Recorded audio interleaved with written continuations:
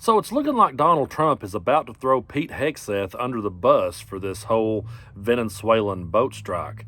The Washington Post reported that Hegseth ordered to kill everybody on the boat, and then there were 2 survivors who were left hanging on, and there was a second strike that took them out because they were told to kill everybody. So it's one of those things where you say to yourself, how could this be legal? A lot of experts are chiming in to say that it's not at all. A lot of people in the military are saying that it's not. Mark Kelly said that he would not have took the order to do the second shot. And so when you think it couldn't get any worse than Pete Hegseth doing these things, you have Donald Trump, who appears to not be aware that Hegseth is doing these things. This is the President of the United States being asked about a boat strike, and he says he knows nothing about it. And no, I'm not making this up. Take a look. Can you talk a little bit about the strikes and the controversy around Secretary of Defense Pete Hegseth? I don't know anything about it. He said he did not say that, and I believe it. So you don't know if there was the second strike to kill the 2 men? He said he didn't do it. He said he never said it. Would you be okay with that if he did? He said he didn't do it, so I don't have to make that decision. It's funny to me that a guy who always accuses Joe Biden of using the auto pen and says that Joe Biden really wasn't running the show, it's funny to me that a guy who would say that would turn around and use the phrase, "I don't know anything about it."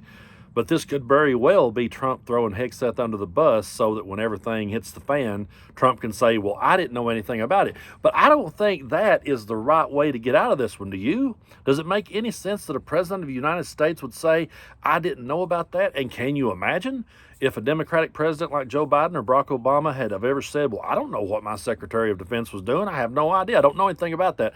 They would never get away with that. But he does. And in this next clip, again, it looks like he's setting up Pete to throw him under the bus because he says that he wouldn't have wanted a second hit on the boat. Take a look. For clarity, if there on the Venezuela boat strike, if there were a second strike that killed the people in the first strike, are you thinking that would be illegal? I don't know that happened. And Pete said he did not want them. He didn't even know what people were talking about. So we'll look into it. But no, I wouldn't have wanted a second strike. The first strike was very lethal. It was fine. And if there were 2 people around, but Pete said that didn't happen. Does that make you I have great confidence. He's saying there's no second strike? I don't know. I'm going to find out about it. But Pete said he did not order the death of those 2 men. Do you have any concerns about how those boat strikes have been carried out at all?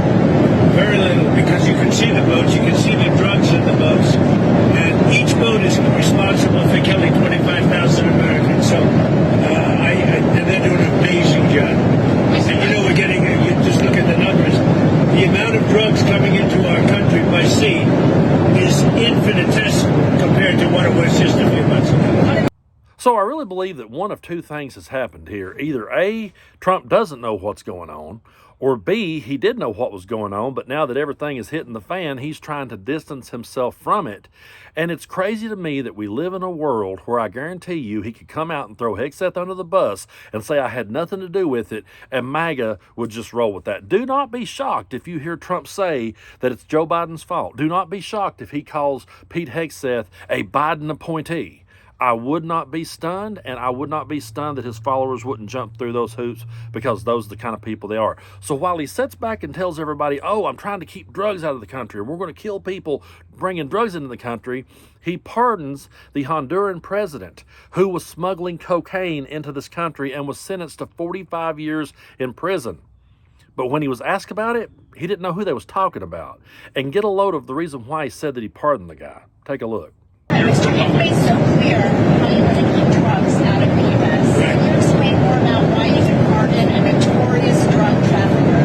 Well, I don't know who you're talking about. Which Juan Brando Hernandez. Well, I was told, I was asked by Honduras, many of the people of Honduras, they said it was a Biden setup. Not only Biden, but Biden didn't do it a lot.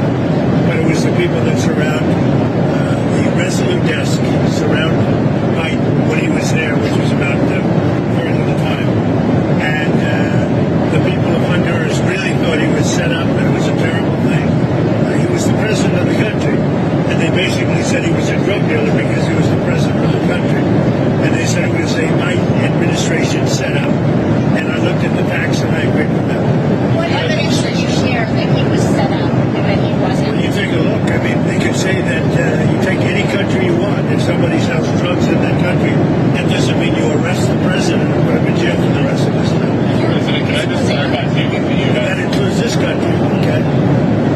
So again, he doesn't know anything about it, but notice what he said as to why he did it. He said they said that it was a Biden setup, and that's all they had to say to him, which begs the question, who's really running the show here? Because is he just sitting there being led around by the nose? He doesn't know what's going on, says he doesn't know about the boat strike, said he wouldn't have ordered the second hit, he wouldn't have approved of that. So again, he's either trying to throw Hegseth under the bus to distance himself from this, or he really doesn't know what's going on. And I lean toward the latter when I hear him talk about his MRI, because I have never met anyone who has went in for an MRI and did not know what part of the body that they were looking at. But Trump don't, and he's the leader of the free world. Take a look. They asked about my MRI. MRIs are very... Governor Walz asked you to release the MRI, right? So can you tell us what it was Governor for? Walz, you mean the incompetent governor? So if they want to release it, it's okay with me to release it. It's perfect. What were they It's like looking my for? phone call where I got impeached. It's absolutely perfect. So if you want to hear about it, or if you want to release it, you want to have it released. Yes, News Nation, failing News Nation. News Nation is doing lousy, by the way. But if you want to have it released, I'll release it. Can you tell us what they were looking at? For what, releasing? No. What part of your body was the MRI looking I at? have no idea. It was just an MRI. What part of the body?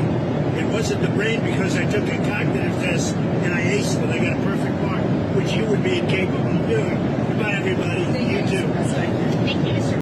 So for a guy who loves to brag about passing cognitive tests and saying that he's sharp and he's in shape, he doesn't know what part of the body they looked at. He doesn't have a clue what part of the body that was looked at when he went in for the MRI. He would be okay, though, with you releasing the results, because it was the best MRI ever. Have you ever noticed that everything is just the best ever with this dude? Everything he ever does is the absolute best. No one's ever seen anything as great and huge and tremendous as he is. But for a guy who sits and criticizes Joe Biden and talks about the auto pen, and for people who props up Donald Trump and says that Joe Biden didn't have a clue in hell what is going on, I don't ever recall Joe Biden saying, I don't know anything about that, you'll have to ask somebody else. I don't ever recall Joe Biden saying, I don't know what anyone's doing, I have no clue, you'll have to ask them.